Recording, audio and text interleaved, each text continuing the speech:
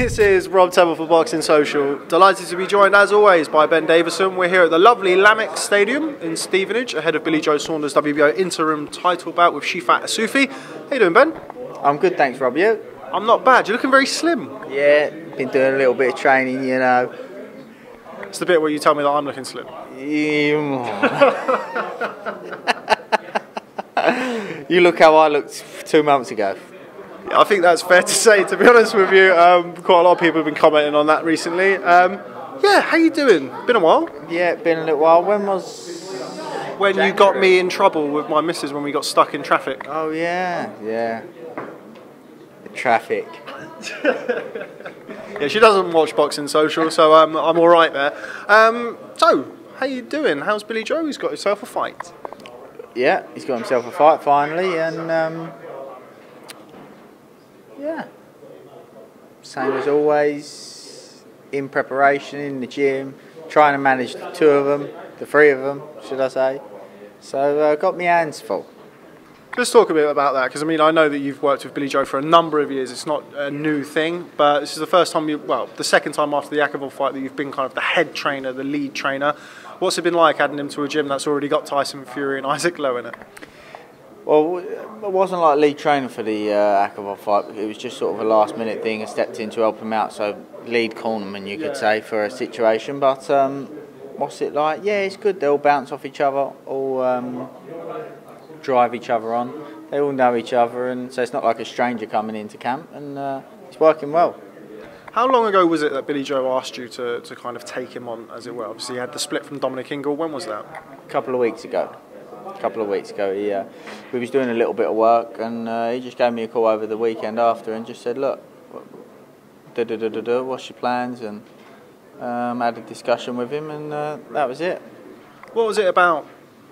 Why did he split from Dominic Ingle? I mean, what was the... It wasn't a split, it was a change, I think. It was just, I think he'd made Sheffield a little bit too comfortable, made it too much of a home for him. He bought property there, and, that doesn't sort of sit well for Billy Joe, because when things become like home, he gets into mischief and people come to see him, and, he's not resting properly. And I just think he felt like he needed a change and a new motivation after a very inactive year, so... That was all it was. What's it like for you? Because I know you're very close, not just from a boxing perspective, but you're also very good friends with me. I know you told me they used to spar together many years ago. How do you kind of make the difference between, or the differential between, friend and coach? Yeah, that's sort of, previously we just worked together technically, so, we didn't have that. We didn't sort of have that separation. It would be like in the gym was fine. I'd say do this, do that, blah, blah, blah, blah. But outside the gym, if I said do this, it'd be like, but he knows now that for him to get results, he can't be like that. We've got an elite team around us. He's got a nutritionist, David Stash. He's got a strength and conditioner in Jonathan Payne, and it's a great little team that he's got there. So he knows that whatever he's being told to do is for a reason, and he respects that. And he knows that after a very inactive 2018 and an inactive 2016, he's really up against it to succeed what he should do regarding the talent that he's got. So, that's giving him a bit of motivation, a bit of a push. Now, you mentioned the S&C team around him. He is moving up in weight for this fight. Good move. I mean, I'm sure you're not going to say it's a bad move, but what kind of different propositions does moving up in weight hold for Billy Joe? Yeah, obviously this fight was done and agreed before we'd started working together. So I'd like to say Billy Joe's a middleweight. There's no two bones about it. He wouldn't lie to you and say any different. He's a middleweight. He can make middleweight, and he's already shown he can produce the goods at middleweight. Obviously, it's the difficult one for Billy Joe to get those big fights at middleweight, and I don't blame him. I'm not going to sit there as a coach if I was coaching Canelo or Golovkin or somebody like that and say, yeah, fight Billy Joe. You're not going to do it, So you can't blame him. It's just a difficult one. So it's for him to try and force those fights, and it's a difficult one. But it's for MTK and Frank to try and make those fights happen. But hopefully we can get ourselves in that position. But obviously he's dipping his toe in at super middleweight, and we'll see how the land lies. You see a situation or a scenario where he does return to 160? Yeah, I think so. To be honest, I do think so. Yeah. Tell me about Shefat Isufi. I'm not massively familiar with him, neither are a lot of people. Are you? Obviously now I am. because he is standing in the way of Billy Joe Saunders. Not fantastic feet, but you give him an opportunity, he lets his hands go well, fast, with heavy hands, punches with variety. So, you know, if you get too greedy with him or give him an opportunity to, he can be a danger. Coming down from cruiserweight, so, you know, he's a natural lump, but Billy Joe should be doing a number on him.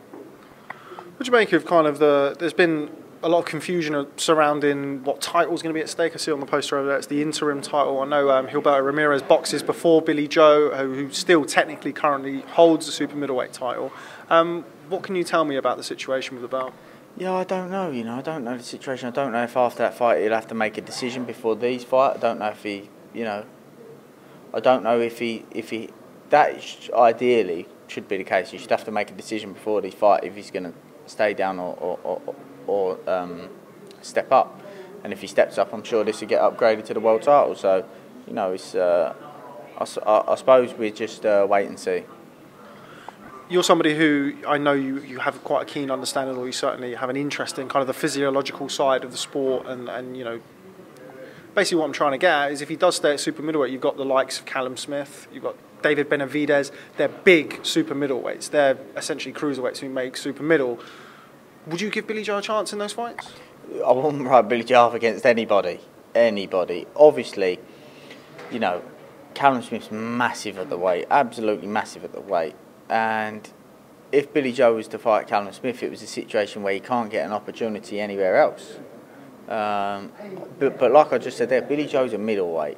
I want to see him get the chances at middleweight because, you know, he shouldn't have to do that. He deserves a shot at one of the top two in the middleweight division. So we'll see how the land lies, but I wouldn't hope Billy Joe up against anybody, that's for sure.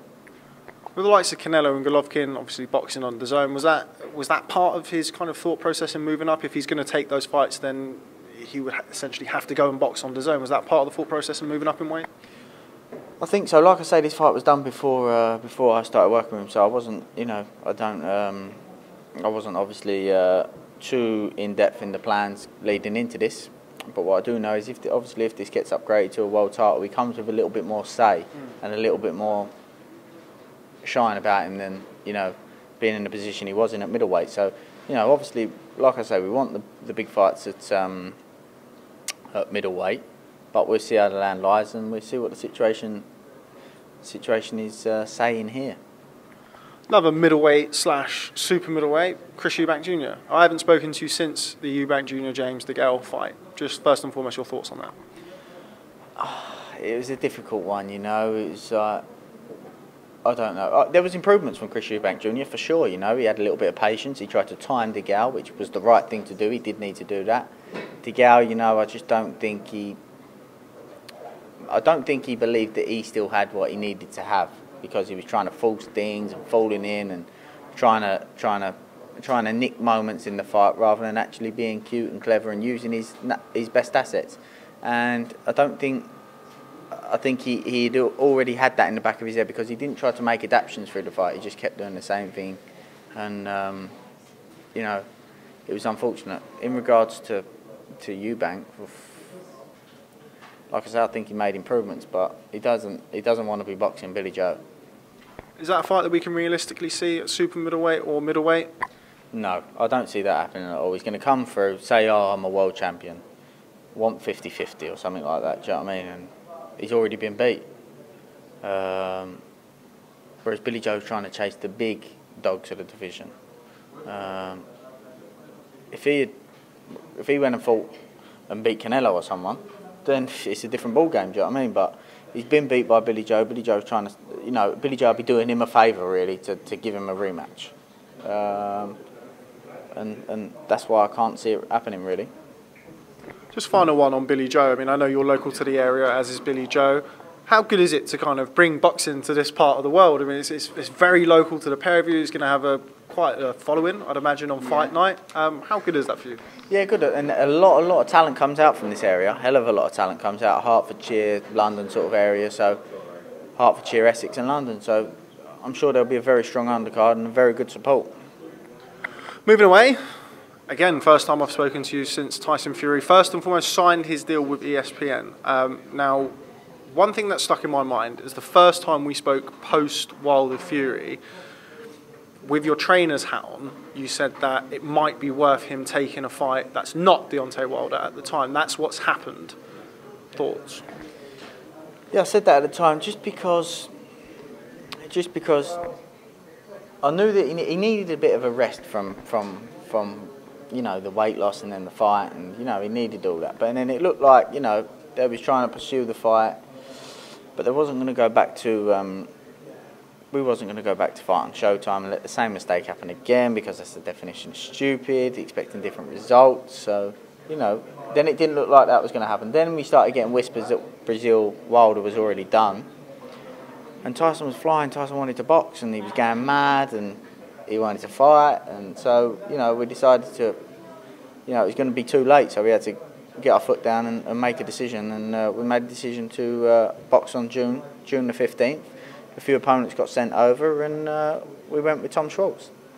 Now, I understand from a trainer's point of view why it would be beneficial. Tyson lost an incredible amount of weight, jumped in there with Deontay Wilder, a fight which a lot of people didn't give him much of a chance in, performed very well. I thought he won the fight, as did many other people. So I get the reasoning of taking kind of a fight to keep him sharp and get back to 100%. I think it's fair to say he wasn't even at 100% for the Wilder fight. But can you understand why fans are upset? Can you understand why fans are hardly, I don't know, doing backflips of joy that he's fighting Tom Schwarz? Yeah, of course, you know, they want to see the Wilder fight, but at the end of the day, if Tyson hadn't stepped up at a point when he really shouldn't have, it was probably too early. You know, if he hadn't have done that and had massive balls to step up and do that, then you wouldn't have even got that fight. You know, them two just, I don't know what's going on there, but they can't get a fight going. So, you know, I don't think Tyson's the point to blame, because he's the one that took the biggest risk out of a lot of them, went to their backyard. So it's up to them to step up and really take a chance and show some balls this time, and we'll see what happens. Post Wilder Fury and kind of going into this year, as a boxing fan, I was looking at the heavyweight division and thinking, like, right, okay, this fight could happen and that fight could happen. Then with Tyson kind of signing with ESPN, that's thrown a bit of a spanner in the works. It's become even more of a political minefield. Just your thoughts on that? A lot of people, I'm frustrated with it, because it throws up more political red tape than was there immediately. Just the thoughts behind that. Is it a case of Tyson kind of looking after himself, which all fighters are entitled to do? They're the ones who are ultimately taking the risk. But it is frustrating. It is frustrating, but the fights will get made. If the fighters want to fight, the fights will get made. And at the end of the day, you have to respect that Tyson did take a big chance and go and do that. He showed some balls. He took the risk, went to Wilder's backyard, you know, went on his platform, took it probably a bit earlier than he should have. Well, not probably, he took it earlier than he should have. And he done that. He showed the balls. These actions have spoke louder than the words. Nobody else's has yet. You speak to anybody else about coming to box on somebody else's backyard, boom, conversation goes dead, quiet. Don't want to do it, don't want to know. Tyson's the one that's done that, and you just, you know, it was that, you know, Joshua didn't want to go over to box in the States. Then all of a sudden he's gone over to box in the States. It's fine, it's not a problem, but he's boxing Miller. Then, like I say, we heard whispers that Brazil-Wilder was already done, and we had to sort of look after ourselves, and we'll still be chasing and looking to see if we can get them fights made. But you have to respect that Tyson's the one that took the most risk than anybody else. He's the one that stepped into other people's backyards. He's the one that made the big change in the heavyweight division and sent a wave through the heavyweight division by beating Klitschko. And a lot of people wouldn't have been heavyweight champions, not Joshua. He's earned his position. But what I mean is, you know, Charles Martin and etc., etc. They wouldn't have had those opportunities if Tyson hadn't have done that. And you know, that has to be respected, and that brings a certain level of value to it. And the fact that he should be WBC heavyweight champion of the world as well.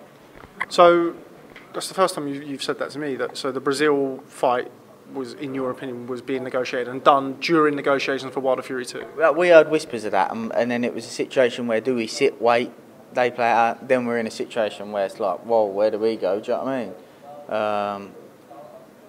So, and Tyson was flying in form, and he wanted a date, so we decided we couldn't just keep sitting and waiting around. We had to make a decision, and we decided to just make a decision and didn't look like it was going to happen. So we had to keep him active. He's had a year of inactivity, 2 years of inactivity. Sorry. So we wanted to keep the momentum going, and we weren't going to let these silly negotiations spoil that. So Bob Arum was over for Crawford Khan at the press conference. He laid into Al Heyman. He's laid into Eddie Hearn in the last 24 hours as well. Oh, was he? That doesn't bode well, from my point of view, for making Fury versus Wilder, Fury versus Joshua. Do you agree with that? I don't know. Look, at the end of the day, like I say, if the fighters want to get these fights done, the teams want to get these fights done, they'll get done. There's too much money in them not to get done, so they will get done. It's just who is it who takes the risk and who steps across and how do they do it. But I'm sure it'll get done. Look, at the end of the day, they have to get done.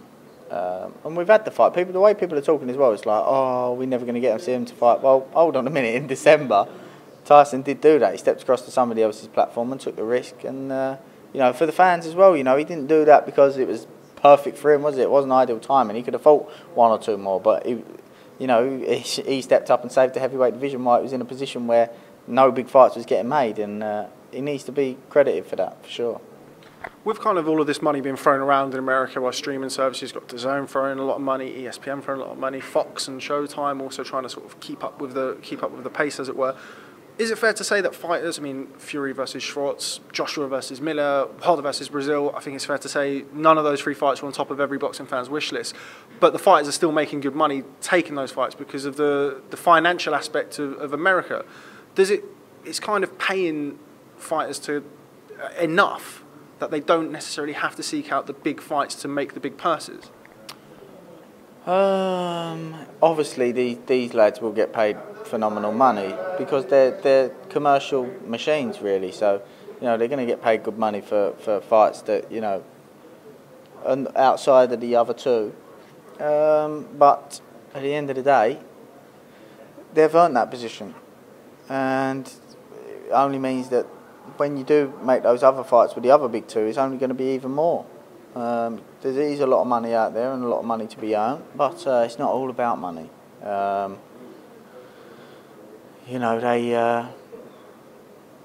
Obviously money does play a big part in it, and you just want a fair shout and know your worth. That is a big part as anybody. See, this is a big thing in boxing, yeah. And I've learned this recently that a lot of fighters, you start off and your dreams to become world champion. You want to become a world champion. You do it for the passion. When you start out, you might get offered 20 grand this fight, whatever, boom, yeah, whatever it is, 20 grand is just a figure. Do you want to fight? Yes or no? Yes. If somebody makes a few grand on top, or it's a little bit cheap, you've sold yourself a little, it's a few grand here or there, you can live with it. You're happy with that amount of money, no problem. When you get to this level, there's so much business involved. The passion goes for a lot of fighters. And it then becomes about, well, hold on a minute, because if I'm not getting my worth here, I'm not losing out on a few grand here and a few grand there, I'm losing out on millions of pounds, and I don't want that to happen because it's foolish. And, nobody wants that. So it's not about the money, but you also have to know your worth, and it's difficult because it becomes about business, and nobody wants to be screwed over in business. So I find that when it gets to this level, that's where the passion starts to go and the fire starts to go. It's not about this, that and the other, because, yeah, it's still about that, and I want to be the best. And no fighter gets to that level if you don't want to be the best. But it becomes there's such a big part of it in being, I can't get screwed over. And then, obviously, fighters do get screwed over, and then it turns out they've been screwed over, and then all of a sudden it's like, well, it makes it a lot more difficult because then it becomes double amount. They don't want to get screwed over, don't want to let it happen again. Fool me once, don't fool me twice, and it is a difficult one. It is difficult, but listen, let's just say thank God I'm a trader. That's a fair way of staying out of it. What's a more difficult fight for Tyson Fury? Tom Schwarz or Jarrell Miller? I don't know. They both bring different attributes, don't they? Is Tom Schwarz any better or any worse than Miller? Probably not. Is he any better or any worse than Dominic Brazil? Probably not. So it is what it is. They all bring their own threats. Any heavyweight, 24-0, 16 knockouts, 6'6", 17.5 stone, you have to respect. Like I just said there, when Tyson was going to beat Klitschko, it was another routine defence. But look what happened. So you can never underestimate anybody anywhere, especially in the heavyweight division. Just finally, before I let you run off, how's Isaac Lowe doing? We've been talking about Billy Joe Saunders, we've been talking about Tyson Fury. How's Isaac Lowe doing? I see him working along and really putting the graft in the gym. How's he looking? He's good. Isaac's going to be on Tyson's undercard defending the WBC international featherweight title. Looking to get him a good test, but Isaac's still under development. You know, when you actually put together the amount of time that we've worked together, it's not worked out long. Works out about 14 weeks, which is like one camp really. So, you know, we're getting more time together now and he's developing. Before, look to push him onto them tests. He's still only young as well, you know, but the WBC International is a good step in the right direction. And I don't want to throw him in too deep. I want to be happy with where he's at and know that he understands what I want him to do in every situation, because you have to be prepared for everything. So he's on the right tracks. This is going to be a complete contradiction, but without putting timescales on it, how far away do you think he is from kind of challenging for world titles? Probably next year. Probably next year. It'd probably be there next year, but it all depends. You know, some fighters learn a little quicker than others. Some fighters don't. You know, he's made a big adaptation to his style, and making changes. It happens quicker to some, takes longer for others. So we'll see. But he's not in a rush. He's only young, and like I say, the WBC international title is a good step in the right direction. How's it different for you? You've got kind of small, medium and, well, extra large in Tyson, Billy Joe and Isaac. What kind of different obstacles does that throw up for you as a trainer? Yeah, it is different, and the tempo of the fights are different, and the certain things that they do, different physical attributes that they have, different styles, you know, so... But it's pretty comfortable for me, you know. Tyson switches from southpaw to orthodox as well, so it's very natural for me anyway. So to go from Billy Joe to Isaac to Tyson, and I've worked with them for a little while now, all of them. So it's pretty natural transition. Last word, promise. Something I actually mentioned to Billy Joe while I was out there. The first time you kind of came onto the scene was the Akabov fight, where people kind of were critical of you and Billy Joe for his performance. A lot of people don't quite understand what happened behind the scenes and that. Going into the Tyson Fury fight against Deontay Wilder, people are, who's Ben Davison, who's this, who's that. I know you're not somebody who lives and dies on the opinions of other people, far from it, but it's a funny old game. You've now got the WBO middleweight champion moving up, challenging for another title. You've got the lineal heavyweight champion, you've got a budding young featherweight. Funny old sport, boxing. It is, but do you know what it is? It's the same as in everything, you know, and one bad performance, it all changes again. So, you know, you just, my goal is to make sure that I bring the best out in the fighters that I work with, and if you do that, you'll reap the rewards. Okay, well, thanks very much for speaking to Boxing Social, Slim. I'll catch up with you soon. I'm going to put you in touch with both their nutritionists as well, so you owe me one. Thanks very much for speaking to Boxing Social. Always a pleasure to sit down with you, Ben Davison. And you. Cheers, Rob. That was great. Cheers.